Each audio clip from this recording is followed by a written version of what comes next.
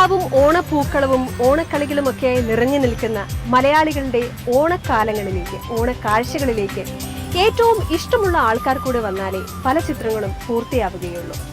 അതിൽ തന്നെ ഇന്ന് നമ്മോടൊപ്പം കൈരളി പ്രേക്ഷകരോടൊപ്പം ഓണവിശേഷങ്ങൾ പങ്കിടുവാനെത്തുന്നത് നമുക്കേറെ പരിചയമുള്ള ഒരു മുഖമാണ്. 20 വർഷത്തിലേറെയായി നമ്മൾ മലയാളി പ്രേക്ഷകർ ഇഷ്ടപ്പെട്ടുകൊണ്ടിരിക്കുന്ന ഒരു മുഖം, നമ്മൾ കേൾക്കാൻ ആഗ്രഹിക്കുന്ന ഒരു ശബ്ദം, വലിയൊരു കലാകുടുംബത്തിലെ അംഗം. ഇത്തരം അഭിപ്രായങ്ങളും ഇത്തരം വിശേഷങ്ങളുമൊക്കെയാണ് നമ്മൾ ശരത് ദാസ് എന്ന അഭിനേതാവിനെ പറ്റി പറയുവാനുള്ളത്. നമ്മളുടെ ഈ ഒരു ഷോയിലേക്ക്, കൈരളി പ്രേക്ഷകരുടെ ഓണക്കാഴ്ചകളിലേക്ക് സ്വാഗതം. Thank you so much. അപ്പോൾ നമ്മൾക്ക് ഇഷ്ടമുള്ള ഓണസദ്യയിൽ ഒരു വിഭവം ഉണ്ടാക്കാനാണ് ശരത്തേട്ടൻ ഇവിടെ എത്തിയിരിക്കുന്നത്, അല്ലേ? എന്താണ് ആ വിഭവം? അത് വളരെ ബുദ്ധിമുട്ടുള്ള ഒരു സംഭവമല്ല. നമുക്ക് ഇവിടെ വേണ്ടല്ലോ, അവിടെ എത്തിയിട്ട് പറഞ്ഞാൽ മതി. അവിടെ പോവാം. ഓക്കെ.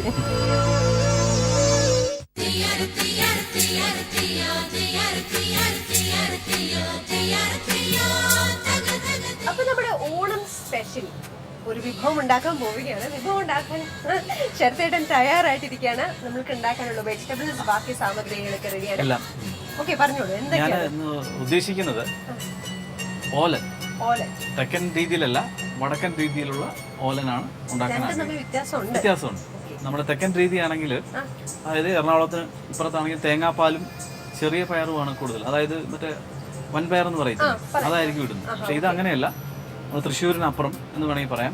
അത് എന്താ പറയാ, തേങ്ങാപ്പാൽ ഒഴിക്കാതെ സാധാരണ രീതിയിലുള്ള ഓലനാണുള്ളത്. പിന്നെ ഈ ഓലന്റെ ഒരു പ്രത്യേകത എന്ന് പറഞ്ഞാൽ, ഒരുപാട് പുളിയുള്ള കറികളുടെ കൂടെയും അല്ലെങ്കിൽ എരിവുള്ള കറികളുടെ കൂടെയും കൂട്ടിച്ചേർന്നത് ഇത് ന്യൂട്രൽ ആയിട്ടുള്ള ഒരു ഡിഷാണ്. അധികം നമുക്ക് വലിയ പ്രതീക്ഷകളൊന്നും വേണ്ട സ്വാദിന്റെ കാര്യത്തിൽ. പക്ഷേ ഗുണത്തിന്റെ കാര്യത്തിൽ അതികേമനാണ് ഈ ഓലൻ എന്ന് പറയുന്നത്. ഹെൽത്തി ഫുഡ്സ്, നമ്മള് ഹെൽത്തി ഫുഡ്സിനെ കുറിച്ച് മാത്രമേ നമ്മൾ ചർച്ച ചെയ്യാൻ പാടുള്ളൂ. ജങ്ക് ഫുഡ്സ് നമ്മൾ ഒഴിവാക്കുക പാടുള്ളൂ. അപ്പൊ സദ്യയിൽ എപ്പം നമ്മൾ ഈ പറയുന്ന പോലെ രസവും സാമ്പാറും അവിയലൊക്കെ കൂട്ടി കുഴച്ച് ആകെ ഒന്നൊരു വിഷമത്തിൽ അപ്പൊ അതുകൊണ്ട് നമുക്ക് ഓലനിലേക്ക് കടക്കാം. നമുക്ക് വേണ്ട ഇൻഗ്രീഡിയൻസ്: മത്തങ്ങ, ആഷ് ഗാർഡ് അല്ല മറ്റേ കുമ്പളങ്ങ, പയറ്, നീളൻ പയറ്, അച്ചിങ്ങ പയർ എന്ന് പറയും. പിന്നെ വേണമെങ്കിൽ പച്ചമുളക്, ഞാനൊരു ചെറിയ ടേസ്റ്റിന് വേണ്ടി ഒരു പച്ചമുളക് ഇടും. ഉപ്പ്, അതേപോലെ വെളിച്ചെണ്ണ, വെള്ളം, ശുദ്ധജലം ഏറ്റവും ആവശ്യം. അപ്പൊ നമുക്കിനി അരിഞ്ഞു തുടങ്ങാം. തീർച്ചയായിട്ടും.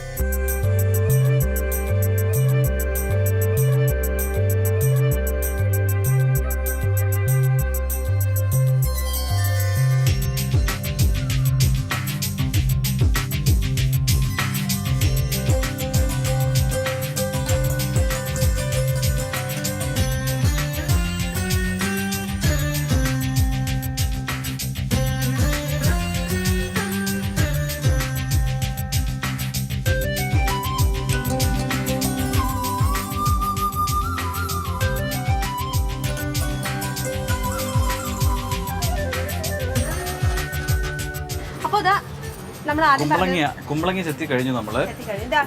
ഈ സൈസിൽ അല്ലേ? അതെ, കുറച്ചുകൂടി നൈസാണ്. ഈ സൈസാണ് നമ്മൾ നൈസിലാണ് ഉദ്ദേശിക്കുന്നത്. കുമ്പളങ്ങയുടെ ഗുണങ്ങളെ കുറിച്ച് താങ്കൾക്ക് വിശദീകരിക്കാമോ? അതെ, കാരണം മലയാളികൾക്ക് ഭയങ്കര അലർജിയുള്ള അല്ലെങ്കിൽ തീരെ വിലയില്ലാത്തൊരു സാധനമാണ് ഈ കുമ്പളങ്ങ. പക്ഷേ പച്ചക്കറികളിലെ രാജാവ് എന്ന് വേണമെങ്കിൽ ഈ കുമ്പളങ്ങയെ വിളിക്കാം.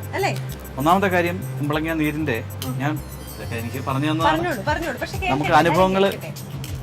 ഇതിന്റെ നീര് വെറും വയറ്റിൽ രാവിലെ കഴിച്ചാൽ വളരെ നല്ലതാണ്. പിന്നെ ഇതേപോലെ തന്നെ എന്താ പറയാ, നമ്മുടെ തടി കുറയാൻ നല്ലതാണ്. സ്കിൻ തടി കുറയാൻ ഏറ്റവും നല്ലതാണ് കുമ്പളങ്ങ നീര് രാവിലെ കഴിക്കുന്നത്. സ്വാദ് പ്രശ്നമുണ്ടെങ്കിൽ തേൻ ചേർത്ത് കഴിക്കാം. പിന്നെ ഈ ആങ്സൈറ്റി, ടെൻഷൻ ഡാൻഡ്രഫ് കൺട്രോൾ ആണ് ഇതിന്റെ നീര്.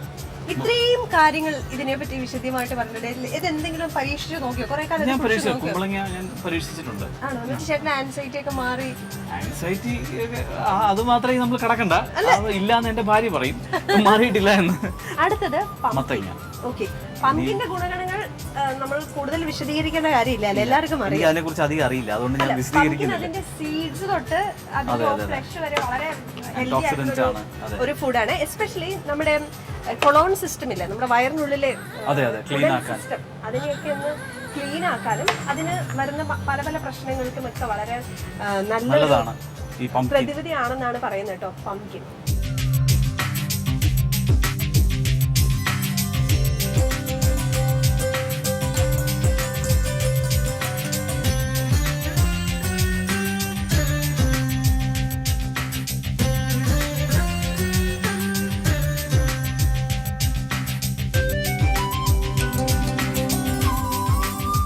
അടുത്തത് നമ്മളിപ്പോ കുമ്പളങ്ങ കട്ട് ചെയ്തു, മത്തങ്ങയും കട്ട് ചെയ്തു, ഇനി അടുത്ത് പയർ.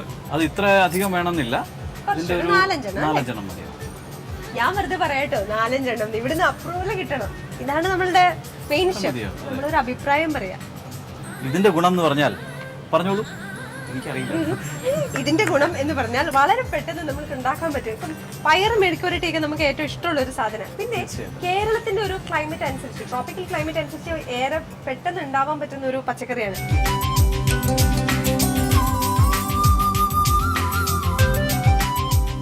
വീട്ടിലിങ്ങനെ കുക്ക് ചെയ്യുമ്പോൾ വൈഫ് പറയുമോ വളരെ പെർഫെക്റ്റ് ആണ് കുക്കിംഗ്? ഇല്ല, നമ്മൾ അത്ര വലിയ കുക്ക് അല്ല, ഉള്ള സത്യം പറയാലോ. നമ്മൾ അത്ര വലിയ കുക്കൊന്നും അല്ല, വല്ലപ്പോഴൊക്കെ അടുക്കള കയറുന്നതാണ്.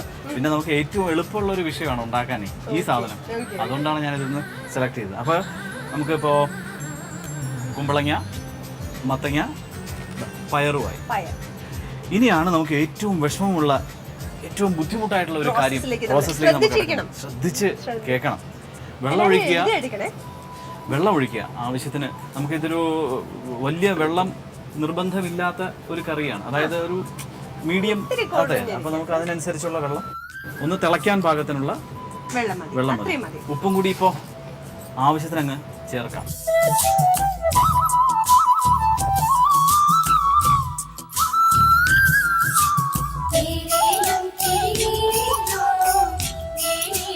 അപ്പോൾ നമ്മളിതാ തിളപ്പിക്കാനായിട്ട് വച്ചിരിക്കുകയാണ്.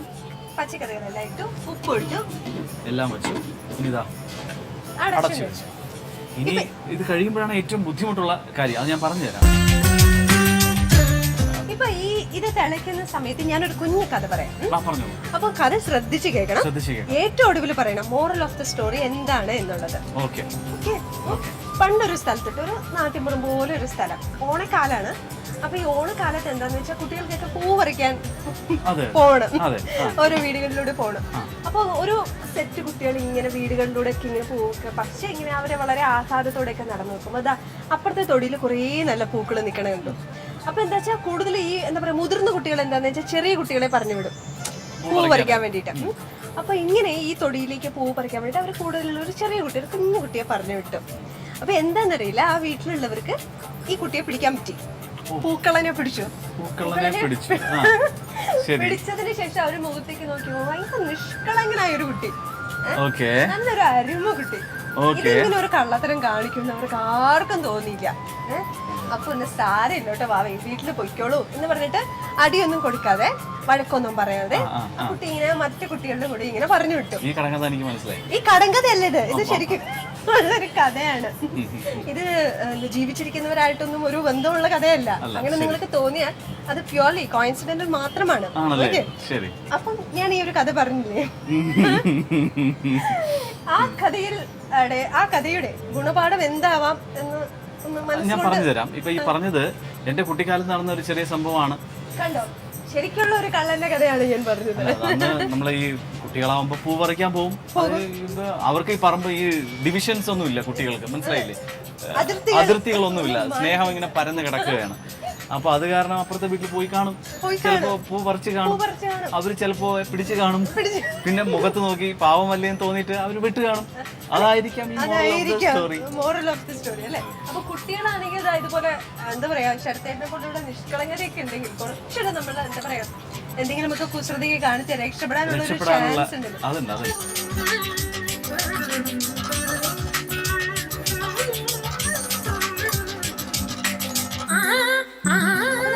വിശേഷങ്ങളാണ് ചോദിച്ചു വരുന്നത്.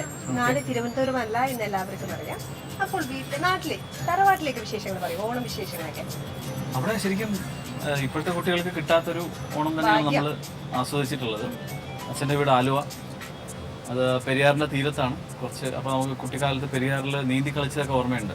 നല്ല ശുദ്ധമായ പെരിയാറാണ്. ഞാൻ ഇന്നത്തെ പെരിയാറല്ല പറയുന്നത്, ശുദ്ധമായ പെരിയാറിൽ അതിൻ്റെ നടുക്ക് മണൽത്തിട്ടയൊക്കെ ഉണ്ട്. അപ്പോൾ നീന്തി മണൽത്തിട്ടയിലെത്തി പിന്നെ തിരിച്ച് അപ്പോൾ അങ്ങനെയൊക്കെ ഒരു ബെറ്റ് വെച്ച് നീന്തുന്ന കുട്ടികളുടെ കൂടെ, നമ്മുടെ കസിൻസിന്റെ കൂടെ. ഞാൻ 1 വയസ്സായപ്പോൾ തന്നെ ഇവിടെ എത്തി. പക്ഷെ എല്ലാ വെക്കേഷനും അവിടെയും കുളമുണ്ട്. അമ്മയുടെ നാട് പെരിന്തൽമണ്ണ അടുത്ത ആനമങ്ങാടാണ്. അവിടെയും ഭയങ്കര വലിയൊരു കുളങ്ങൾ. അപ്പൊ നമ്മൾ ഇവിടെ തിരുവനന്തപുരത്ത് എല്ലാ വെക്കേഷനും, ഓണം വെക്കേഷൻ ആണെങ്കിലും ശരി, ക്രിസ്മസ് വെക്കേഷൻ ആണെങ്കിലും 1 മാസം 2 മാസം വരെയൊക്കെ അവിടെ മാറി മാറി മാറി താമസിക്കും. ഇപ്പൊ പറയുന്നത് പോലെ തന്നെ നമ്മുടെ ഇപ്പൊ ഓണക്കാലം എന്നൊക്കെ പറയാം, എല്ലാവർക്കും ഏറ്റവും ഇഷ്ടമുള്ള ഓണക്കാലം എന്തായാലും നമ്മുടെ ചെറുപ്പകാലത്ത്, കുട്ടിക്കാലത്തെ ഒരു ഓണക്കാലമൊക്കെ ആയിരിക്കും. അപ്പൊ നാട്ടിലുള്ള ഓർമ്മ, ഇപ്പം നാട്ടിൽ വളർന്നു വരുന്ന രീതികളുണ്ടല്ലോ. നാട്ടിൽ ചെല്ലുമ്പോൾ നാടിൻ്റെതായ ചില ചിട്ടകളുണ്ട്, അവിടെ പാലിക്കേണ്ടതായ ചില കാര്യങ്ങളുണ്ട്. ബട്ട് സ്റ്റിൽ ഇവിടുത്തെ പോലെയല്ല, നമ്മൾ കുറെ അയൽപക്കക്കാർക്കും എല്ലാവർക്കും നമ്മളെ അറിയാം അല്ലേ? ആ നാട്ടിൽ ഇപ്പോഴും ചെല്ലുമ്പോൾ ആ ഒരു വ്യത്യാസം ഫീൽ ചെയ്യാറുണ്ടോ? ഇവിടെ ശരത്തല്ല അവിടെ ചെല്ലുമ്പോൾ മറ്റൊരു വ്യക്തിയായി മാറുന്നു എന്നൊക്കെ. അവിടെ എത്തുമ്പോൾ നാട്ടിലുള്ളവർ എന്നെ വിളിക്കുന്നത് നാരായണ അല്ലെങ്കിൽ നാരായണേട്ട എന്നാണ്. കാരണം മുത്തശ്ശന്റെ പേരാണ് എനിക്ക് ആദ്യം. നമ്മൾ അങ്ങനെ ഒരു ഇതുണ്ടല്ലോ, മുത്തശ്ശന്റെ പേര് വെൺമണി മനിക്കൽ നാരായണൻ നമ്പൂതിരിപ്പാട് എന്നാണ് എന്റെ ശരിക്കുള്ള അവിടുത്തെ പേര്. സ്കൂൾ പേരാണ് ശരത് ദാസ് എന്നുള്ളത്. ഇവിടെ പക്ഷെ എല്ലാവർക്കും, അല്ലെങ്കിൽ ടിവിയിലുള്ള എല്ലാവർക്കും അറിയാവുന്നത് ശരത് എന്നുള്ള പേര്. പക്ഷെ അവിടെ ചെല്ലുമ്പോൾ നാരായണനായിരിക്കും. അവിടെ അവിടുത്തെ ആൾക്കാർ എന്നെ ശരത് എന്ന് വിളിക്കുന്നത് എനിക്ക് ഇഷ്ടമല്ല. കാരണം അങ്ങനെ നമ്മൾ കുട്ടിക്കാലം മുതൽ നാരായണേട്ട അല്ലെങ്കിൽ നാരായണ എന്ന് വിളിച്ച് കേട്ടിട്ട് മുത്തശ്ശിയമ്മയൊക്കെ എന്നെ നാരായണന്നേ വിളിക്കുള്ളൂ. ആണല്ലേ? അപ്പൊ പക്ഷെ ഈ പേര് എന്താ പറയാ, കുറച്ചുകൂടെ മോഡേൺ ആയിട്ടുള്ള ഒരു പേര് എന്തായാലും ശരത് എന്നുള്ളതാണ്. അപ്പം ഈ പേരിനേക്കാളും പക്ഷേ സ്റ്റിൽ ഇഷ്ടം പഴയ പേരിനോട്. നമ്മൾ ഒരു വ്യക്തിയല്ല എന്നുള്ളതിന്റെ ഒരു, നമ്മൾ ശരത്ത് മാത്രമല്ല ഒരു തോന്നലാണ്. പക്ഷെ നമ്മളിപ്പോ പറഞ്ഞ പോലെ ഈ സംഭവം എന്തായെന്ന് നോക്കണം അല്ലേ?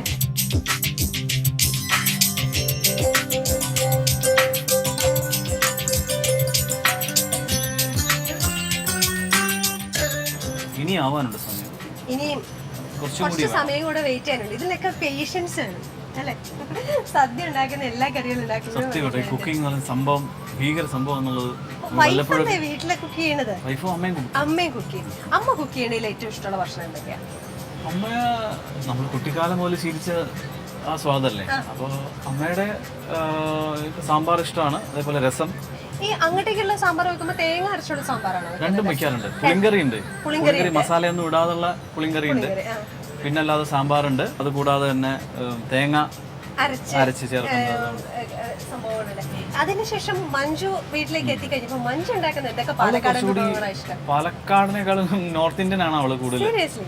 എനിക്ക് ഇഷ്ടം നോർത്ത് ഇന്ത്യൻ ആണ്. എനിക്ക് റൊട്ടി, പനീർ, അതേപോലെ ഗോബി, അങ്ങനത്തെയൊക്കെയുള്ള കാര്യങ്ങള്. അപ്പൊ അതൊക്കെ അവള് നന്നായിട്ട് കുക്ക് ചെയ്യും. അതെ, ഇപ്പൊ ഞാൻ എന്താ ചോദിച്ചെന്ന് വെച്ചാൽ ഇപ്പൊ പാലക്കാട് കുക്കിംഗ് രീതി അതൊന്നാണ്. ഇപ്പം എറണാകുളത്തേക്ക് ചെന്ന് കഴിഞ്ഞപ്പോ അവിടുത്തെ പിന്നെ നിങ്ങൾ തിരുവനന്തപുരത്ത് ഇത്ര വർഷമായിട്ട് ഇരിക്കാൻ തുടങ്ങിയപ്പോ.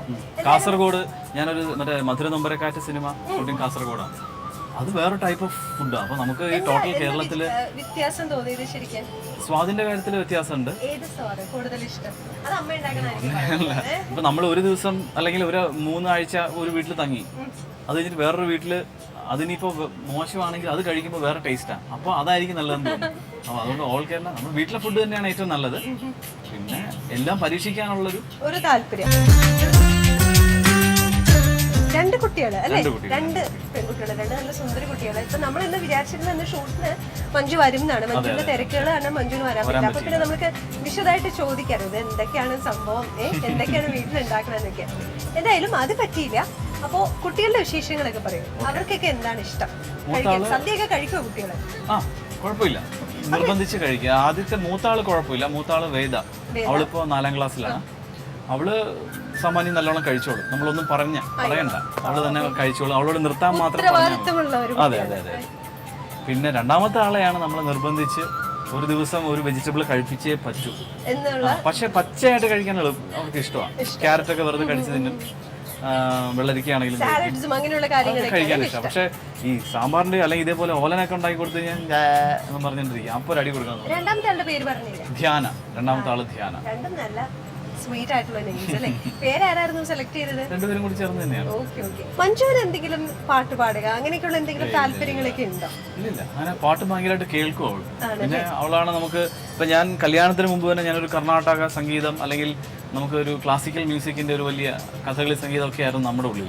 പക്ഷെ ഇവള് വന്നതിന് ശേഷമാണ് കുറച്ചും കൂടി ഡിഫറെന്റ് ജോണേഴ്സ് ഓഫ് മ്യൂസിക് കേൾക്കാൻ കൂടുതൽ തുടങ്ങിയത്. കുറേ കൂടി ഇന്റർനാഷണൽ ഹിന്ദുസ്ഥാനിയായി, പിന്നെ ഹിന്ദി, വെസ്റ്റേൺ, സ്പാനിഷ്, അങ്ങനെ കുറെ നല്ല നല്ല പാട്ടുകൾ അവൾ കളക്ട് ചെയ്ത് കേൾക്കും. അതായത് കൂടുതൽ നമ്മളുടെ അനുഭവം കൂടി സംഗീതത്തോടുള്ള. അപ്പോൾ അച്ഛൻ പഠിപ്പിച്ച എന്തെങ്കിലും ഒരു ഞാൻ പിന്നെ ഇൻസ്ട്രുമെന്റൽ മ്യൂസിക് ആയിരുന്നു. ഞാൻ വയലിൻ, മൃദംഗം ആയിട്ടായിരുന്നു കൂടുതൽ പിന്നെ പഠിച്ചത്. പാട്ടായിട്ട് വായ്പാട്ടായിട്ട് അധികം പഠിച്ചിട്ടില്ല. പക്ഷെ അച്ഛൻ ഇരുത്തി പഠിപ്പിച്ചിട്ടുണ്ടോ അതോ ഇങ്ങനെ? ഇല്ല, അച്ഛൻ അങ്ങനെ അച്ഛന്റെ ഒരു രീതി വെച്ചാൽ അച്ഛന് ആവശ്യം ഉണ്ടെങ്കിൽ ഇപ്പൊ എനിക്ക് പാടാൻ താല്പര്യമുള്ള ആളാണെങ്കിൽ അച്ഛൻ്റെ അടുത്തേക്ക് ഞാൻ തന്നെ പോകും. അപ്പൊ അത് കണ്ടിട്ട് അച്ഛൻ അവൻ വരികയാണെങ്കിൽ ഞാൻ പഠിപ്പിക്കാം എന്നുള്ള അത്രേ ഉള്ളൂ. പക്ഷെ അത് ഇപ്പോഴാണ് എന്റെ ആഗ്രഹം ഭയങ്കരമായിട്ട് തോന്നുന്നത്. അനിയനെ കുറച്ചും കൂടി പാടും. അനിയൻ എന്നെക്കാളും നന്നായിട്ട് പാടും. അപ്പൊ ഇത് പാടും പറഞ്ഞാൽ പറഞ്ഞു ഒരു പാട്ട് പാടും. നമ്മളൊരു പാട്ട് കേൾക്കാനുള്ള കൊതിയായിരിക്കണം. ഓലൻ റെഡി ആവുമ്പോഴേക്കും ഒരു പാട്ട് ഇവിടെ ആകും. ഇല്ല സമയമുണ്ട്. റെഡിയായി വേഗം പോകാൻ വേണ്ടിട്ടുള്ള തിരക്കിലാട്ടോ നോക്കില്ല. പക്ഷെ പറ്റില്ല, പാട്ട് പാടിയിട്ടേ പറ്റും. അജിത ഹരേ ജയ മാധവ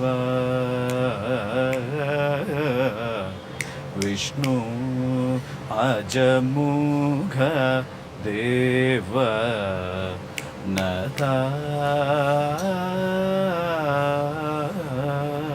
വിജയ സാരഥേ സാധു ദ്വിജനുന്നു പറയുന്നു. ഇത്രയും പോരെ, ഇനി അതങ്ങനെ തുറന്നുകൊണ്ടിരിക്കും. ശബ്ദത്തിന്റെ അച്ഛൻ അറിയപ്പെടുന്ന കഥകളി സംഗീതജ്ഞൻ വെൺമണി ഹരിദാസ് സാറിനെയാണ് ഇപ്പൊ ഓർമ്മ വന്നത്. പക്ഷെ അദ്ദേഹത്തിന് അറിയപ്പെടുന്ന ഒരു അഭിനേതാവ് എന്നതിന് പോലെ തന്നെ ഇപ്പം വളരെ അറിയപ്പെടുന്ന ഒരു ഡബിങ് ആർട്ടിസ്റ്റ് കൂടെയാണ്. അപ്പോ 2 വർഷം സംസ്ഥാന അവാർഡ് അതിന് തന്നെ ലഭിച്ചു. എനിക്ക് സംശയമുള്ളൊരു കാര്യം എന്താണെന്ന് വെച്ചാൽ പൊതുവെ ആക്ടേഴ്സ് എന്ന് പറയുമ്പോഴേ അവരുടെ ലുക്സ് മാത്രമല്ല അവരുടെ ശബ്ദവും അവര് എല്ലാവർക്കും അറിയാവുന്നതാണല്ലോ. നമ്മുടെ ശബ്ദം വേറൊരാൾക്ക് കൊടുക്കുമ്പോൾ ഒരു വിഷമം തോന്നില്ലേ ശരിക്കും? ചില സിനിമകൾക്ക് ചെയ്യുമ്പോൾ തോന്നാറുണ്ട് കേട്ടോ. അതായത് ഇപ്പൊ ഞാനത് തുടങ്ങാനുള്ള കാരണം കമൽ സാറാണ്. കമൽ സാറിന്റെ നമ്മൾ സിനിമയിൽ സിദ്ധാർത്ഥിന് വേണ്ടി ഡബ് ചെയ്തിട്ടാണ് സ്റ്റാർട്ട് ചെയ്തത്. അന്നൊക്കെ എനിക്കൊരു രസമായിരുന്നു, കാരണം വേറൊരാൾക്ക് വേണ്ടി സൗണ്ട് കൊടുക്കുക നമുക്കൊരു എക്സ്പീരിയൻസ് ആണത്. പക്ഷെ കുറച്ച് കഴിയുമ്പോൾ ചില ആൾക്കാർ വന്നിട്ട് നമ്മളോട് ഡബ് ചെയ്യാൻ പറഞ്ഞിട്ട് ചില അന്യഭാഷ നടന്മാരെ കൊണ്ട് കഷ്ടപ്പെട്ടിട്ടാണ് മലയാളം പറയുന്നത്. എന്നാൽ ഇവനെ വെച്ചത് കൊണ്ട് എന്തെങ്കിലും പ്രയോജനം പ്രൊഡ്യൂസർക്കോ നിർമ്മാതാക്കൾക്കോ ഒന്നുമില്ല. പിന്നെ ഞാൻ ചോദിക്കും ഡയറക്ടറോട്, പിന്നെ ഇത് പിന്നെ എന്നെ വെച്ച് അവനിപ്പിച്ചാൽ പോരാ, ഇതിനേക്കാൾ നിങ്ങൾക്ക് ഡബിങ്ങിന്റെ കാശ് ചിലവാക്കേണ്ട കാര്യമില്ല. ചില സിനിമകൾ വരുമ്പോൾ നമുക്ക് അങ്ങനെ ഫീൽ ചെയ്യാറുണ്ട്. അതൊരു രസമാണ് കേട്ടോ. ആ മീറ്ററിൽ തന്നെ, അതായത് അവര് ഭയങ്കര സ്പീഡിലാണ് പറയുക. നമ്മുടെ മലയാളത്തിനേക്കാളും കൂടുതൽ സ്പീഡ് തെലുങ്ക് ഡയലോഗ്സിനുണ്ട്. അപ്പോൾ ഒരു ചെറിയ ഇമോഷനിൽ പോലും നമ്മൾ ഇത്തിരി ടൈം എടുത്ത് ചെയ്യാന്ന് വിചാരിച്ചാലും അവിടെ ഭയങ്കര സ്പീഡില്ല.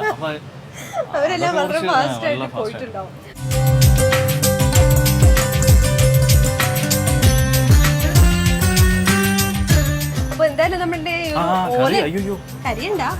ഏകദേശം ആയിട്ടുണ്ട്. ഒന്ന് കുറച്ചോട്ടെ. ഇനി നമുക്ക് നേരത്തെ പറഞ്ഞ പോലെ ഏറ്റവും ബുദ്ധിമുട്ടുള്ളായിട്ടുള്ള ഒരു കാര്യമാണത്. ഇനി ആഡ് ചെയ്യാനുള്ളത് അത് ഇത് കഴിഞ്ഞിട്ട് വേണമെങ്കിൽ ഇടാം. എനിക്ക് വലിയ നിർബന്ധമില്ല, ഞാനത് ഓപ്ഷണലായിട്ടാണ്. ആദ്യം വെളിച്ചെണ്ണ ഒന്ന്,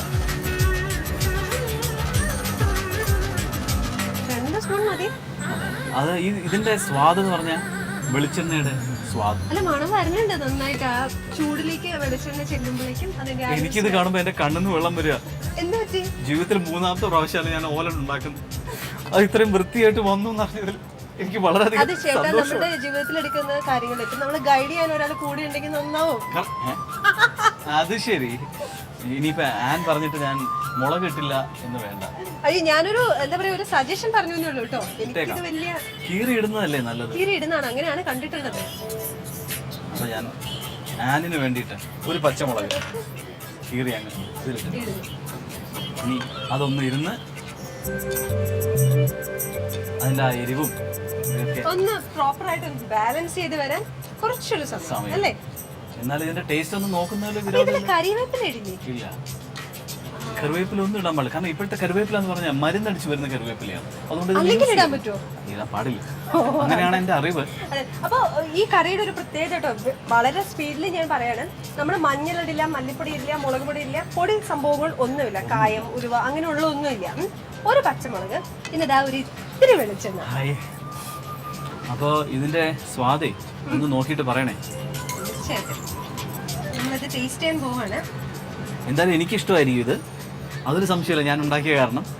എന്തായാലും പ്രേക്ഷകർക്കും ഇഷ്ടമാവും. നമുക്ക് ടേസ്റ്റ് ചെയ്ത് നോക്കാം. പ്രത്യേകിച്ച് പണിയൊന്നും ഇല്ലല്ലോ ഇതില്.